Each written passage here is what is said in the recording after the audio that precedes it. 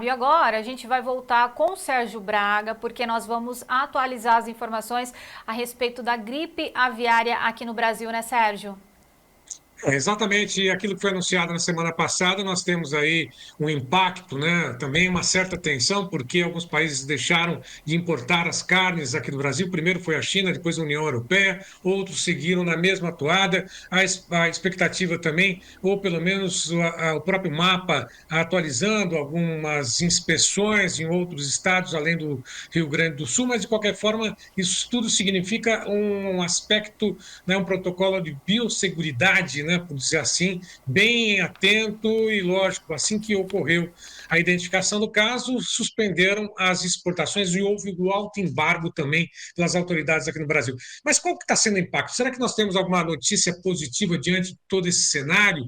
Né? O que se fala é já de prejuízos em torno de 200 milhões de dólares aí a cada dia, né, do embargo das exportações. Né? Mas será que tem algum alento nessa situação toda? Está aí. O próprio Correio do Povo mostra que o impacto nas exportações pode chegar a 200 milhões de dólares num primeiro momento.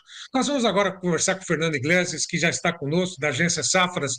Fernando, prazer em tê-lo aqui mais uma vez. Antes de mais nada, muito obrigado pela tua participação num momento, sem dúvida nenhuma, tenso, né? Nunca vi algo tão semelhante. Já vimos, né, em outras ocasiões, mas esse ano, sem dúvida nenhuma, é um primeiro impacto, tomara que seja o último nas notícias do agronegócio, não? Olá, é um prazer estar aqui em mais uma oportunidade e esse foco realmente tem um certo ineditismo, né? Dentre os grandes produtores da carne de frango ao redor do mundo, o Brasil era o único que não convivia com casos de influenza aviária em seu plantel comercial, nas suas granjas comerciais. Agora, isso já não é uma exclusividade do Brasil, né? Já temos que lidar com o problema, mas a nossa grande vantagem quando nós comparamos com os outros grandes produtores de carne de frango é justamente o trabalho muito sério que o Ministério da Agricultura conduz, que as secretarias de agricultura, que as defesas agropecuárias fazem país afora, que nos oferecem muita segurança, muita transparência e muita tranquilidade para navegar entre essas crises. Não por acaso o Brasil hoje é referência quando se trata de sanidade animal, quando se trata de biosseguridade. Falamos sobre os impactos, né, iniciais aí nas exportações e também, lógico, um reflexo nas outras proteínas animais. No caso, com os preços do boi gordo, né, que já está sofrendo com uma sazonalidade aí de queda de preços, também nos suínos. Será que esse impacto relacionado à proteína de frango, carne de frango, vai respingar, como já está respingando também no preço de outras proteínas? Isso é apenas um primeiro momento. Olha, vai depender muito de quanto tempo vai durar esse embargo e quais outros países vão aderir ao embargo do território nacional. Nós temos agora três grandes importadores de carne de frango do Brasil que suspenderam as compras de todo o Brasil. Quais são eles? A União Europeia, como você já referiu, a China, que é nosso maior grande comprador, né? Nosso principal comprador de carne de frango é a China, com uma fatia aí de mais de 10% das exportações brasileiras. E o terceiro grande país é a África do Sul, que tem em torno aí de 3,6%, 3,7% de tudo que o Brasil exporta, é o nosso quinto grande comprador de carne de frango.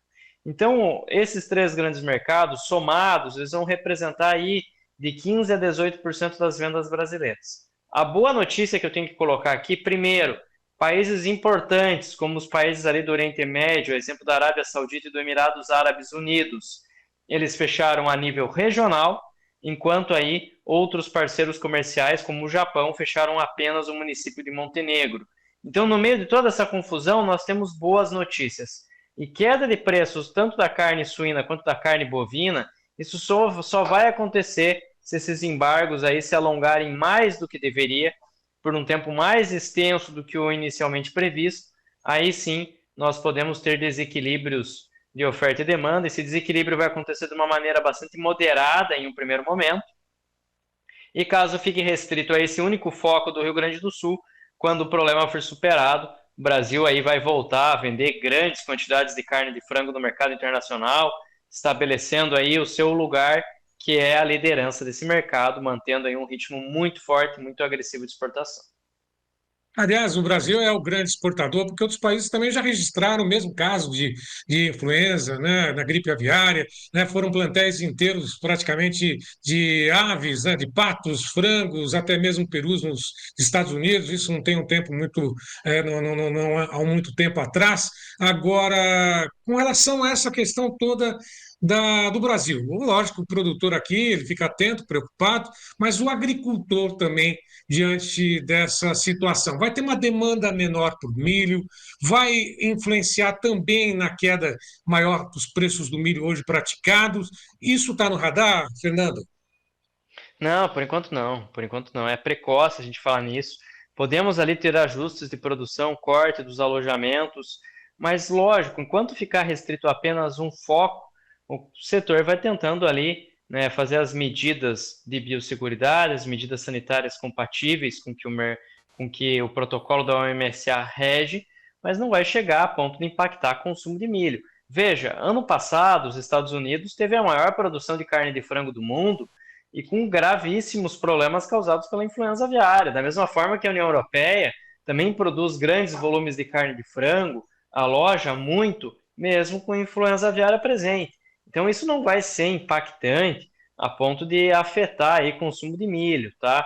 Lógico, o milho já apresenta uma perspectiva aí um pouco mais baixista, tem uma safrinha cada vez mais próxima de entrar no mercado, temos também ali questões que envolvem uma grande produção no mercado nos Estados Unidos, então tudo isso precisa ser ponderado.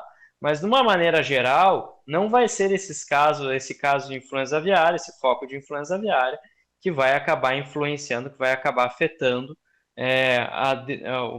gerar problemas na demanda por milho, acentuar ali movimentos de queda do milho. Então, não parece ser esse o caso nesse momento. Agora, só para poder complementar contigo, além dessa questão, aproveitando tua participação conosco, e o mercado do boi gordo, esse voltou a uma pressão muito forte lá na B3, abaixo dos R$ 300. O mercado físico também está sendo um pouquinho arrastado, né? Como é que está essa situação do boi gordo? Vai reagir só a partir da entre-safra mesmo? Este é um período natural, normal, de queda de preços? Só para confirmar contigo mais uma vez, Fernando. Bom, esses últimos 2 dias, tanto na sexta quanto agora nessa segunda-feira, muito desse movimento de queda que nós vimos na B3, a B3 chegou ali no contrato Maia a trabalhar abaixo de R$ 296 por arroba, né? Depois recuperou um pouquinho, mas muito disso está atrelado, sim, a riscos, né, a preocupações em torno da influenza aviária. Depois que as notícias vão sendo digeridas pelo mercado, é que eles vão percebendo que o cenário, apesar de ter uma certa ser preocupante, não há motivos para pânico. Essa é a grande questão. O Brasil está enfrentando o problema com a seriedade que ele merece, mas sem pânico. Não há motivos para ter pânico, para ter desespero dentro do mercado. O Brasil segue e seguirá como melhor alternativa global para a carne de frango. Sobre o mercado do boi, a sazonalidade é muito clara. Nós estamos num período ali de auge de safra. Os frigoríficos estão com escalas de abate bastante confortáveis e, por conta disso, vão exercendo pressão dia após dia dentro do mercado, que é bastante compreensível, bastante natural, tá? Então, esse movimento de queda tem muito a ver com essa sazonalidade. Nessas últimas 2 sessões, o mercado está processando todas essas informações que envolvem a influenza aviária no Brasil. Bom, mesmo que essa questão, só para poder finalizar, a carne fique no mercado interno, carne de frango, e é uma concorrente, querendo ou não, e pode ficar um pouco mais barata. Mesmo assim, não vai representar uma pressão muito grande, né? No caso, para carne suína e carne bovina também, né? No primeiro momento até pode acontecer, mas depois vai se ajustando o mercado, é isso, Fernando? Exatamente. Nós temos que lembrar aqui uma questão que é muito importante. A avicultura de corte, ela tem maior flexibilidade de produção, é muito diferente do boi, principalmente no mercado da bovinocultura, que o ciclo é muito mais longo. Então você demora para ver os efeitos, por exemplo, do descarte de matrizes, você demora para ver os efeitos da retenção de matrizes em outras oportunidades, né?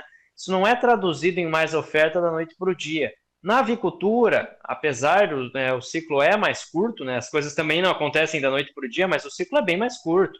Você consegue fazer ajustes de alojamento rapidamente, você consegue aí ajustar a sua produção de uma maneira mais efetiva, mais eficiente.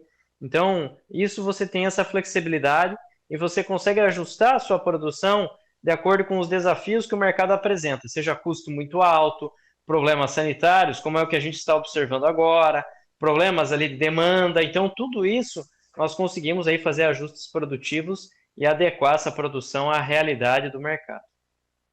Certo. E, de alguma forma, o pecuarista vai ficar atento a todas essas informações e sempre tem uma queda de braço, né? Segura um pouquinho o rebanho, segura aqueles lotes que iriam ser negociados à espera de um equilíbrio no mercado. A indústria, por sua vez, vai também buscar pressionar, né? Aproveita, né? Para poder pressionar e tentar preços menores numa situação como essa. Mas o mercado vai se ajustar, essa é a expectativa. Fernando, mais uma vez, pela tua participação, eu agradeço. Um abraço, boa semana para vocês aí de Safras e Mercado.